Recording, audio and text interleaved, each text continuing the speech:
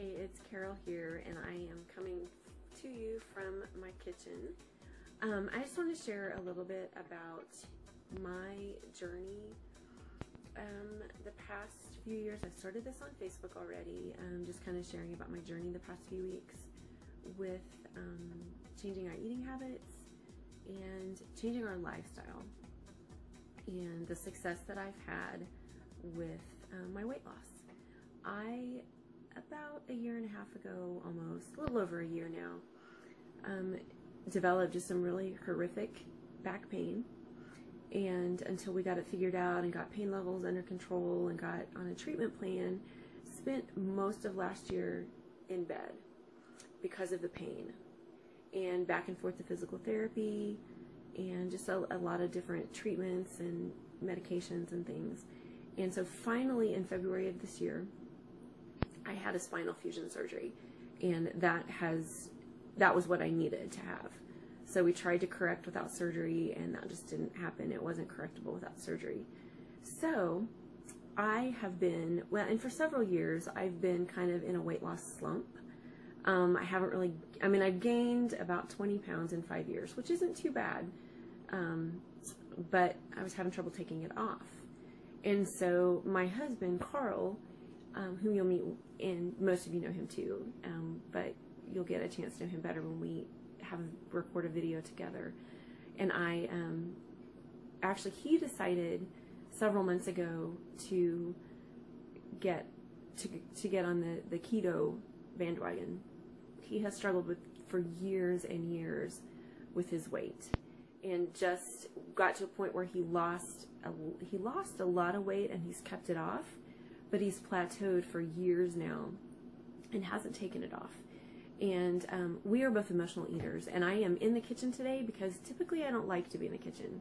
And that is one of the reasons why we both have gotten in the place that we are, because my idea of cooking dinner would be to grab a processed box of Hamburger Helper, some chicken nuggets, throw in a canned vegetable, and call it good. You know, hey, I got some meat and some veggies going. Anything I could do in 30 minutes or less. So lots of spaghetti, lots of pasta. You know, I would throw in a salad, but nothing healthy. Lots of processed food. And so I'm in my kitchen today because this is the place that I dislike the most in the house, just because I don't enjoy cooking. I cook for my family, but that's not my favorite thing to do in the house. I like to clean, you know, I just would rather be doing something else. So needless to say, have not eaten healthy over the years and have struggled with getting weight off.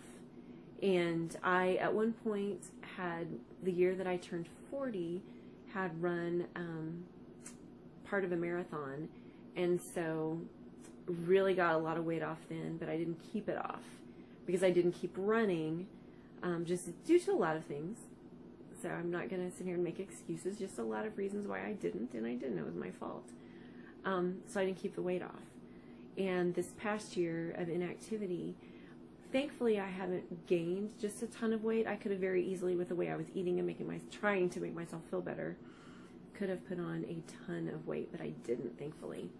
But Carl started eating keto and seeing some success with it, but you know, I wasn't helping him any. I was enabling him. You know, the nights that I wouldn't feel good, I'd be like, oh, would you go get me this? Or once I was up and about and trying to get out, I would go get my own junk food, and not making it easy on him. Well, about 8 weeks ago, a really, really good friend of mine was talking about what she was doing, and it was the same thing that Carl was doing, and she was having success.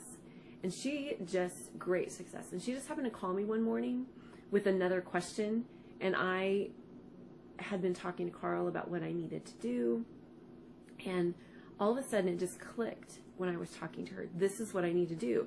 And she told me, she said, only do it if you're completely serious. You have to be serious about doing this, or don't do it. Don't waste your time.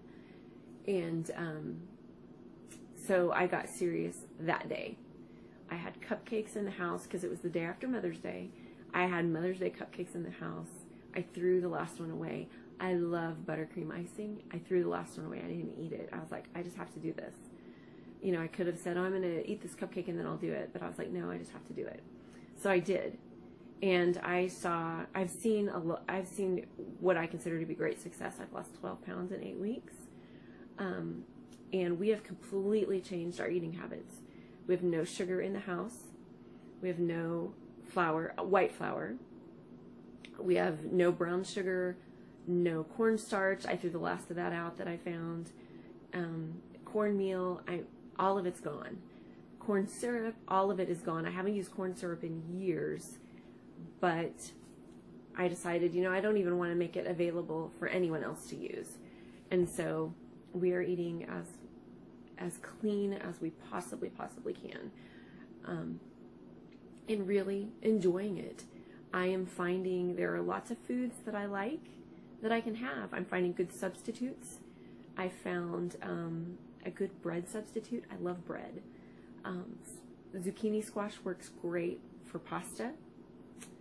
And it's, people talk about it being expensive. Well, it is a little bit on the front end, but once you get those ingredients, like almond flour, coconut flour, things like that, it's really not.